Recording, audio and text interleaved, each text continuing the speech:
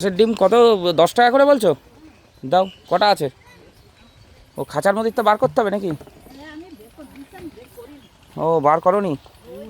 ও daily পাড়ে ওইভাবেই থাকে নাকি? ধুয়ে দেবে এখানে, বার করুক। ও হাঁসের ডিমে একটুখানি ইয়ে লাগানো থাকে।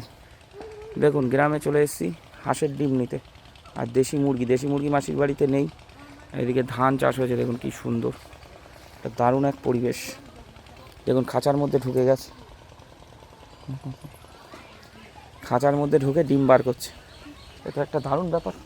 আর দেখুন গাছে আম হয়েছে কি সুন্দর, একটা দারুণ ব্যাপার।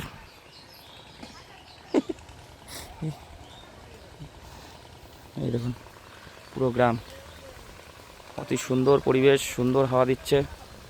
হা করে আছিস কেন রে? ওই দেখুন ডিম বার করেছে, দেখুন গ্রামে 10 টাকা করে পিস। দেখুন একদম অরিজিনাল পিওর পাতি হাঁসের ডিম। দেখুন পাতি হাঁসের ডিম। আমরা একটু গ্রামে ঘুরে ঘুরেই কালেকশন করি, অরিজিনালিটিটা পাওয়া যায় তাই না গ্রামের থেকে নিলে। দেখুন কতদিন তোলো না? কটা হাঁস আছে গো? ও 4টে ডিম পেড়েই যায় কন্টিনিউ, আর তোলো না? হাঁস কোথায় ছাড়লে কোথায় যায়? ওই পুকুরে? ধান খেতে ক্ষতি করে না? ধান খেতে এরকম ঘরের মধ্যেই রেখে দাও ডিম। হ্যাঁ, ওই তোলে যখন দরকার হয়।